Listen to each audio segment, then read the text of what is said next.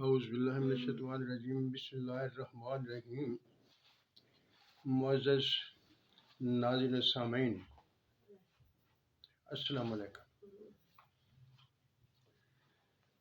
بھائی، مجھے یہ سمجھ نہیں آتی،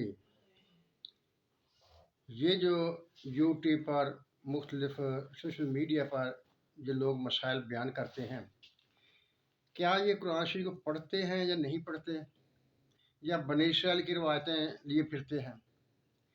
جب ہم ان کو دیکھتے ہیں اور قرآن شریف کو دیکھتے ہیں تو ان میں زمین آسمان کا فرق نظر آتا ہے۔ آج کل ایک عام بات چل رہی ہے کہ اماں حوا کو اللہ تعالیٰ نے جنت میں آدم کی پسلی سے پیدا کیا تھا۔ اس طرح بیان کرتے ہیں کہ آدم علیہ السلام اکیلے جنت میں رہتے تھے، وہ اداس ہو گئے، اکیلے تھے، کوئی ان سے بات کرنے والا نہیں تھا، اس لیے وہ اداس رہنے لگے۔ جب وہ اداس رہنے لگے تو اللہ تعالیٰ نے ان پر نیند طاری کر دی، اور نیند کی حالت میں ان کی بائیں پسلی سے اماں حوا کو اللہ تعالیٰ نے تخلیق کیا۔ جب وہ جاگے، نیند ختم ہوئی، تو دیکھا کہ میرے پاس ایک حسین و جمیل عورت بیٹھی ہے۔ اسے پوچھا تو کون ہے؟ اس نے بتایا میرا نام فلاں، میرا نام ہے، اللہ تعالیٰ نے مجھے تیرے سکون کے لیے پیدا کیا ہے۔ یار دیکھو کیسی باتیں کرتے ہیں یہ لوگ۔ یعنی آدم علیہ السلام پریشان ہو گئے، اماں حوا کو پیدا کیا، پوری سٹوری اماں حوا بیان کر رہی ہے کہ اللہ تعالیٰ نے مجھے کیوں پیدا کیا ہے تمہارے لیے۔ اگر یہ سٹوری بیان کرنی ہوتی تو اللہ تعالیٰ خود بیان کرتا، اپنی زبان سے بیان کرتا، اماں حوا کی زبان سے کیوں بیان کرتا جسے پیدا کیا؟ اگر آپ بھی یہ سمجھنا چاہتے ہیں کہ دیکھیں یہ اصل صورتحال کیا ہے، تو قرآن شریف کو کھولیں، قرآن شریف کی آیت نمبر 34 اور 35 سورۃ بقرہ کی، یہ اسے دیکھ لیں۔ اعوذ باللہ من الشیطان الرجیم بسم اللہ الرحمن الرحیم وَإِذْ قُلْنَا لِلْمَلَائِكَةِ اسْجُدُوا لِآدَمَ فَسَجَدُوا إِلَّا إِبْلِيسَ أَبَىٰ وَاسْتَكْبَرَ وَكَانَ مِنَ الْكَافِرِينَ وَقُلْنَا يَا آدَمُ اسْكُنْ أَنْتَ وَزَوْجُكَ الْجَنَّةَ وَكُلَا مِنْهَا رَغَدًا حَيْثُ شِئْتُمَا وَلَا تَقْرَبَا هَٰذِهِ الشَّجَرَةَ فَتَكُونَا مِنَ الظَّالِمِينَ۔ اب دیکھیے، آپ تصور کیجئے ان آیتوں کو پڑھنے کے بعد جو نقشہ ذہن میں آتا ہے وہ کیسا بنتا ہے۔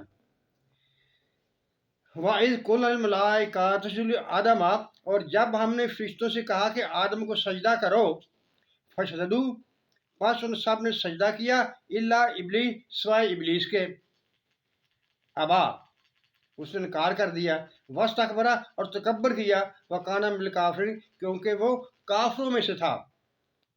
وقلنا یا آدم، اور ہم نے کہا اے آدم، اسکن انت وزوجک الجنہ، تم اور تمہاری بیوی جنت میں رہو، وکلا منہا راغدن حیث شئتما، اور جہاں سے جی چاہے کھاؤ، ولا تقربا ھذہ الشجرۃ، لیکن اس درخت کے پاس نہ جانا، فتکونا من الظالمین، تم تو ظالموں میں سے ہو جاؤ گے۔ اب دیکھیے، جس وقت اللہ تعالیٰ نے فرشتوں کو سجدے کا حکم دیا تھا، انہوں نے سجدہ کیا، اور شیطان نے، ابلیس نے سجدہ نہ کیا۔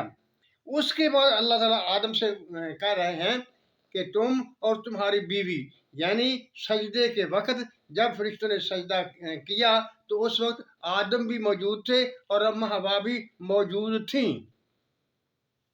جبھی تو کہا گیا نا، اسکن انتا وزوجک الجنہ، تم بھی اور تمہاری بیوی بھی جنت میں رہو، یعنی دونوں کا مقام بتایا جا رہا ہے کہ تم دونوں نے جنت میں رہنا ہے، جنت میں رہو، یعنی جنت میں جانے سے پہلے دونوں موجود تھے، حضرت آدم علیہ السلام بھی موجود تھے اور اماں حوا بھی موجود تھیں۔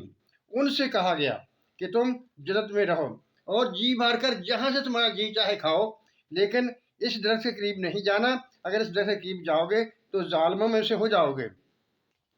اب دیکھو اس میں کیا بات ہے، کیا اس میں کوئی ایسا وقفہ یا ایسے نقشے میں اس موقع محل جو ذہن میں آتا ہے، کوئی ایسی چیز باقی رہتی ہے کہ آدم اکیلا تھا، جنت میں گیا، پھر اس کی تسلی کے لیے، اس کی رغبت کے لیے اماں حوا کو پیدا کیا گیا؟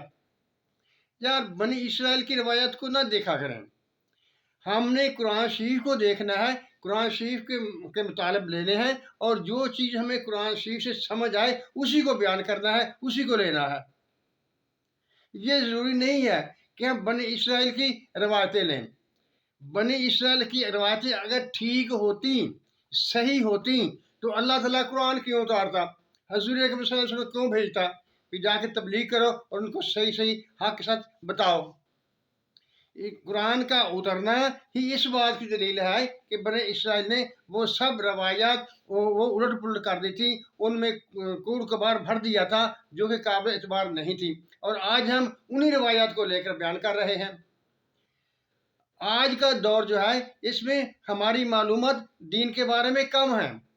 नई पौध हमारी जो है वो बहुत कम मुताला करती है, उनके रगबत की और बहुत सी चीज़ें हैं, बहुत कम वक्त वो निकालते हैं जिसमें वो इस्लाम की तालीमात को समझते हैं। अगर इस मौके पर ऐसी सूरत हाल में हम बनी इसराइल की रवायात को धड़ाधड़ शामिल करना शुरू कर देंगे, उनको सुनाना शुरू कर देंगे, तो दीन का तो कुबाड़ा हो जाएगा, सही दीन तलाश करना बहुत मुश्किल हो जाएगा।